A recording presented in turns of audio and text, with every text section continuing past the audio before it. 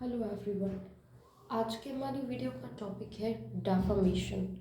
Defamation का meaning होता है इंजरी टू द रेपुटेशन। किसी भी पर्सन की रेपुटेशन को इंजरी पहुंचाना।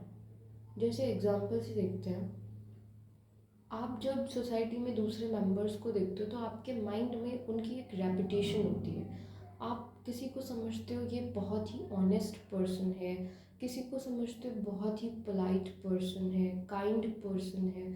उसी तरीके से आपकी भी एक रेपुटेशन होती है। अगर कोई भी पर्सन, चाहे आप या आपकी रेपुटेशन को कोई और पर्सन इंजरी पहुंचाता है, तो वो लायबल होता है डेफामेशन के लिए। अब टॉर्ट में पढ़ रहे हैं तो ऑफ कोर्स ये एक रॉन्गफुल एक्ट है। रॉन्गफुल एक्ट होने के साथ साथ ये क्राइम में भी आता है। आप इसको आईपीसी में भी पढ़ोगे, सेक्शन 499 में, और आप इसको टॉर्ट में भी पढ़ रहे हैं। ओके, तो डेफामेशन को रॉन्ग क्यों बनाया गया? क्योंकि एक पर्सन की रेपुटेशन जो होती है वो उसकी प्रॉपर्टी से भी कहीं ज़्यादा इम्पॉर्टेंट होती है, कहीं ज़्यादा वैल्यूएबल होती है। इसीलिए डेफामेशन को रॉन्गफुल एक्ट माना जाता है। तो डेफामेशन मतलब injury to the reputation of a person, किसी पर्सन की रेपुटेशन को इंजर करना, हार्म पहुंचाना। अब हम इसको English law and Indian law दोनों ही प्रोस्पेक्टस से पढ़ेंगे। तो सबसे पहले हम इंग्लिश लॉ में देखते हैं। इंग्लिश लॉ में डेफामेशन को दो पार्ट्स में डिवाइड करा गया है। एक है लाइबल और दूसरा है सिलेंडर। तो लाइबल क्या है? लाइबल में क्या होता है? लाइबल में एक स्टेटमेंट जो है वो इस तरीके से दी जाती है जो परमानेंट फॉर्म में होती है।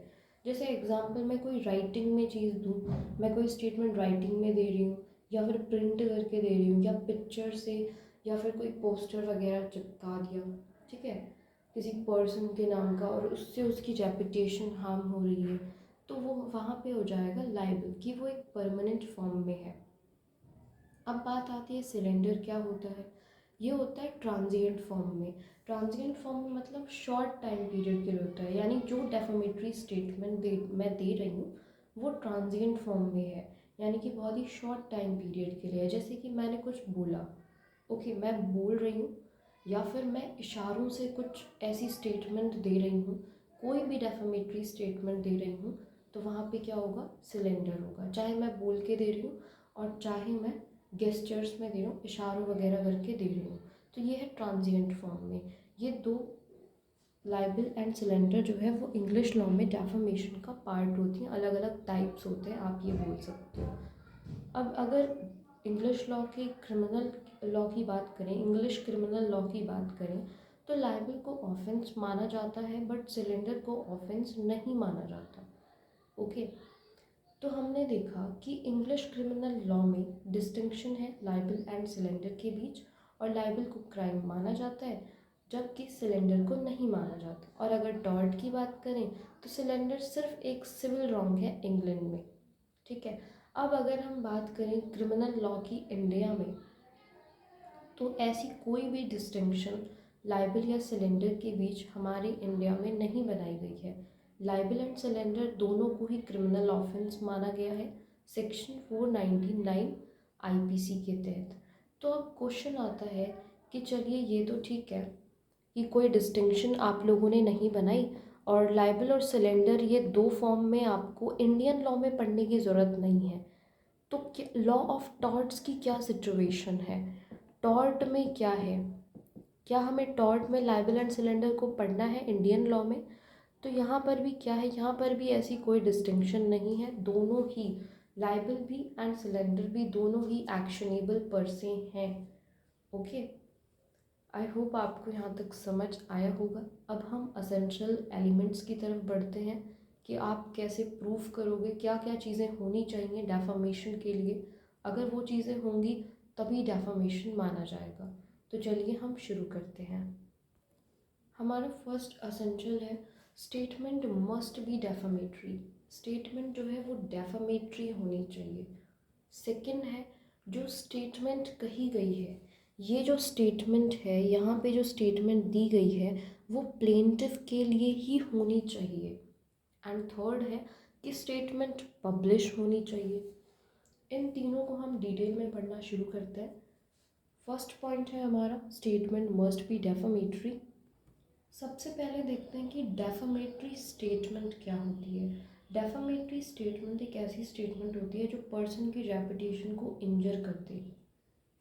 जैसे कि एग्जाम्पल लगाइए, डेफामेटरी स्टेटमेंट क्या करती है कि पर्सन की जो रेपुटेशन है वो सोसाइटी के राइट थिंकिंग मेंबर्स जो हैं उनके एस्टिमेशन में लो कर देती है, या तो फिर वो लोग उस इंसान से नफ़रत करने लगे, या उसका मजाक उड़ाने लगे, या उसे पसंद ना करें अब, और ऐसा ही कुछ सिचुएशंस क्रिएट करने लगे, उससे दूर रहने लगे, उसे अवॉइड करने लगे, डिस्ग्रेस करने लगे। ओके, तो एक डेफामेटरी स्टेटमेंट क्या होती है? डेफामेटरी स्टेटमेंट एक ऐसी स्टेटमेंट होती है जो पर्सन की रेपुटेशन को सोसाइटी के राइट थिंकिंग मेंबर्स के एस्टिमेशन में लो कर देती है। देखिए, आपकी रेपुटेशन जो है वो आपकी नज़रों में क्या है ये तो आपको पता है, बट रेपुटेशन या इमेज जो है वो दूसरों की नज़रों में होती है, सोसाइटी की नज़रों में होती है कि आप क्या हो। ठीक है, तो अगर जो भी आपको लगता है कि राइट थिंकिंग मेंबर्स हैं, अब वो मुझसे बात नहीं कर रहे, मेरा मजाक बना रहे हैं, इस तरीके की जब चीज़ें आपको फील होने लगे तो स्टेटमेंट डेफामेटरी है। ओके, तो डेफामेटरी स्टेटमेंट नॉर्मल सी चीज़ है। डेफामेटरी स्टेटमेंट किसी भी अलग अलग वेज में हो सकती है, ऑरल भी हो सकती है, राइटिंग भी हो सकती है, प्रिंटेड भी हो सकती है, पिक्चर पोस्टर वगैरह में भी हो सकती है। तो स्टेटमेंट डेफामेटरी होनी चाहिए। और डेफामेटरी स्टेटमेंट कौन सी होती है? ऐसी स्टेटमेंट जो आपकी रेपुटेशन को इंजर कर दे, सोसाइटी के राइट थिंकिंग मेंबर्स जो हैं उनके एस्टिमेशन में आपकी पोजीशन, आपकी रेपुटेशन लो हो जाए। ठीक है, जिसके बाद या तो वो आपसे नफ़रत करने लगे, या डरने लगे, या पसंद ना करें, या मजाक उड़ाने लगे, ये सारी सिचुएशंस। एक केस लेते हैं हम, डीपी चौधरी वर्सेस मंजूलता। ये एक काफ़ी अच्छा एग्जाम्पल है इसके लिए कि defamatory statement must be defamatory. DP Chaudhary versus Manjulata. ये जो मंजूलता है, ये लड़की, इसकी एज है 17 ईयर्स एंड ये बीए में पढ़ रही है। ये जो है नाइट क्लासेस अटेंड करती है। तो अब हुआ ये कि एक दिन 18/12/77 में लोकल जो न्यूज़पेपर था जोधपुर का, उसमें एक स्टेटमेंट पब्लिश हुई इस लड़की मंजुलता के लिए। और स्टेटमेंट थी कि भाई ये मंजुलता जो है अपने घर से गई थी नाइट क्लास लेने के लिए, बट वहाँ से वो एक लड़के कमलेश के साथ घर से भाग गई है। अब जो लड़की है वो वेल एजुकेटेड फैमिली से बिलोंग करती थी। जो न्यूज़ है जो पब्लिश हुई थी वो अनट्रू थी, वो इररिस्पॉन्सिबिलिटी से पब्लिश करी गई थी एंड बिना किसी जस्टिफिकेशन के थी। यानी वो जो न्यूज़ पब्लिश हुई थी न्यूज़पेपर में वो झूठ थी, ऐसा कुछ भी नहीं था। इस पब्लिकेशन की वजह से हुआ ये कि इसकी बहुत इंसल्ट हुई, इस लड़की को बहुत ही ज़्यादा कुछ झेलना पड़ा, और इफ़ेक्ट ये था कि इसकी शादी में भी बहुत सारी प्रॉब्लम्स आ गई। ठीक है, तो स्टेटमेंट जो है वो क्या है? डेफामेटरी है। यहाँ पे प्रूफ हो गया और जो डिफेंडेंट्स हैं उन्हें लायबल बनाया गया यहाँ पे। तो स्टेटमेंट डेफामेटरी होनी चाहिए। ऐसी कुछ सिचुएशन होनी चाहिए, हेट्रेड की, फियर की, डिसलाइक की, अवॉइड कर रहे हैं राइट थिंकिंग मेंबर्स जो हैं सोसाइटी के। तो statement, first point, statement must be defamatory. इसके लिए हमारे पास कुछ और भी पॉइंट्स आते हैं छोटे छोटे से, जिनमें से एक पॉइंट है हमारा इन्वेंडो। अब ये क्या होता है? ये होता है, जैसे देखो नॉर्मली तो जब आप कोई भी स्टेटमेंट देखते हो या कोई भी स्टेटमेंट पढ़ते हो तो प्राइमा फेसी वो डेफामेटरी आपको लगती है। बट कभी कभी क्या होता है, कभी कभी ये होता है कि प्राइमा फेसी यानी जब आप सुन रहे हो पहली बार तब तो आपको लग रही है कि स्टेटमेंट जो है पर्सन ने इनोसेंट बनाई है, बट एक्चुअल में उसका कोई सेकेंडरी मीनिंग होता है। ठीक है, जैसे एग्जाम्पल देती हूँ मैं आपको। एग्जाम्पल लगाइए कि ये पर्सन है ए, इस पर्सन ने क्या किया, ये पर्सन एक्स को बोल रहा है कि तुम बिल्कुल अपने फादर जैसी हो। ठीक है, अब अगर हम पहले ऐसे सुन रहे हैं स्टेटमेंट को तो हमें सही लग रहा है कि एक लड़के को कहा जा रहा है कि तुम बिल्कुल अपने फादर जैसे हो। नॉर्मल चीज़ है, अच्छी बात है ये तो। ठीक है, हमने जब पहली बार सुनी तो ये क्या थी, हमें क्या लगा, अच्छी है स्टेटमेंट, इनोसेंट है। बट एक्चुअल में था क्या, जो एक्स के फादर हैं वाई, वो एक डिसऑनेस्ट और एक चीटर पर्सन है। तो यहाँ पे अगर एक्स एक्शन लेना चाहता है, अब यहाँ पे सेकेंडरी मीनिंग लगा एक्स को कि भाई ये तो मेरे को डिसऑनेस्ट बोल रहा है इनडायरेक्टली।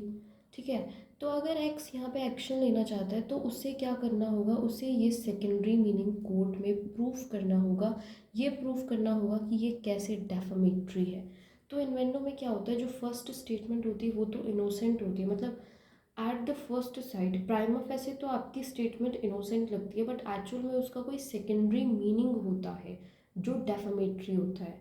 ठीक है, जैसे एग्जाम्पल, नॉर्मल सी चीज़ है, ये स्टेटमेंट दी जाए कि एक लेडी ने बच्चे को जन्म दिया है, बच्चे को बर्थ दिया है। ठीक है, ये डेफामेटरी होगी अगर लेडी अनमैरिड है।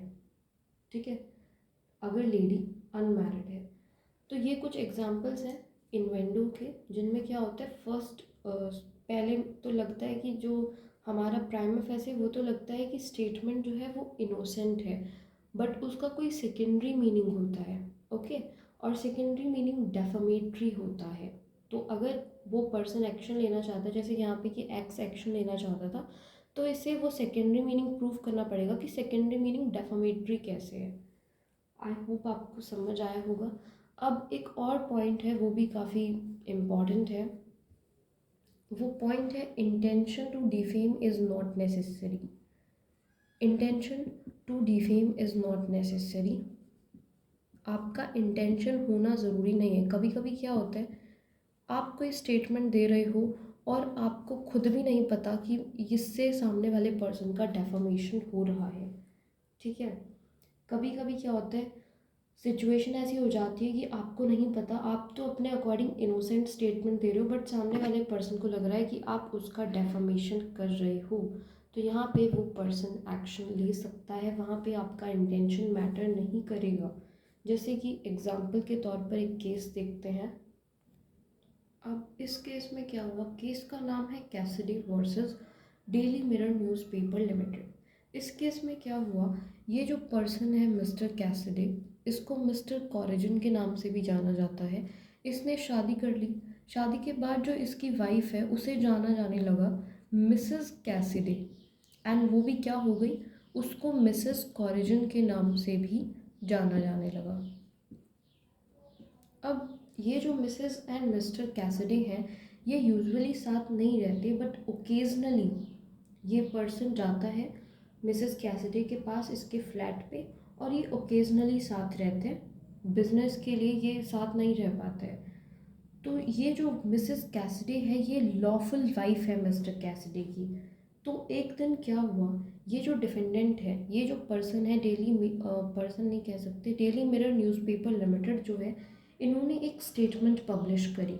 इन्होंने स्टेटमेंट क्या पब्लिश करी, इन्होंने पब्लिश किया कि मिस्टर कॉरिजन जो है, यानी मिस्टर कैसिडी, एक एक्स नाम की फ़ीमेल के साथ क्या करने जा रहे हैं, एंगेजमेंट करने जा रहे हैं। ये स्टेटमेंट जो है वो न्यूज़पेपर में पब्लिश हुई। तो अब जो है क्या हुआ, जो मिसेस कॉरिजन है, यानी ये जो मिसेस कैसिडी हैं, इन्होंने सूट फाइल कर दिया डेफामेशन का। इन्होंने कहा कि भाई यहाँ पे इन्वेंडो है, यहाँ पे सेकेंडरी मीनिंग है इस स्टेटमेंट का, और सेकेंडरी मीनिंग डेफामेटरी है। इन्होंने ये कहा, इन्होंने कहा जो मिस्टर कॉरिजन है वो, इससे ये, इस स्टेटमेंट से ये लगता है कि मिस्टर कॉरिजन जो है, ये जो स्टेटमेंट दी न्यूज़पेपर ने, तो इस स्टेटमेंट से लगता है कि मिस्टर कॉरिजन तो मेरे हस्बैंड है ही नहीं, वो तो इमोरली फिर मेरे साथ रह रहे थे। तो मिसेस कैसिडी ने ये भी प्रूफ किया कि इनके नेबर की जो कुछ फीमेल्स हैं, उन्होंने बैड ओपिनियंस दिए हैं मिसेस कैसिडी के अगेंस्ट, और उन्होंने ये प्रूफ किया कि मुझे कहा जा रहा है कि मैं इमोरल तरीके से रह रही हूँ इस पर्सन के साथ। तो यहाँ पे जूरी ने देखा कि जो वर्ड्स हैं वो डेफामेटरी हैं, एंड फीमेल को यानी मिसेस कैसिडी को क्या किया गया, कंपनसेशन दिया गया, डैमेजेस अवॉर्ड किए गए। ओके, तो डिफेंडेंट्स को लाइबल माना गया इन्वेंडो के लिए। तो आपका इंटेंशन ज़रूरी नहीं है। यहाँ पे बेशक से डेली मिरर न्यूज़पेपर लिमिटेड को ये एक अच्छी न्यूज़ लगी हो, उन्होंने इसलिए प्रिंट किया था। उनका ऐसा इंटेंशन भले ही नहीं था कि उन्होंने मिसेस कैसिडी के रिलेशन पे कुछ उन्होंने पॉइंट आउट करना है या कुछ भी ऐसा करना है, उनका ऐसा इंटेंशन नहीं था। बट यहाँ पे बिना इंटेंशन के भी वो लाइबल हो गए और उन्होंने डैमेजेस देने पड़े। आज की वीडियो हम यहीं पे ख़त्म करते हैं। बाकी के जो असेंशियल एलिमेंट्स हैं वो हम नेक्स्ट वीडियो में देखेंगे, अदरवाइज़ ये वीडियो बहुत ज़्यादा लेंथी हो जाएगी। आई होप आपको यहाँ तक समझ आया होगा। पार्ट सेकंड में आप आगे के असेंशियल एलिमेंट्स देखेंगे। Thanks for watching.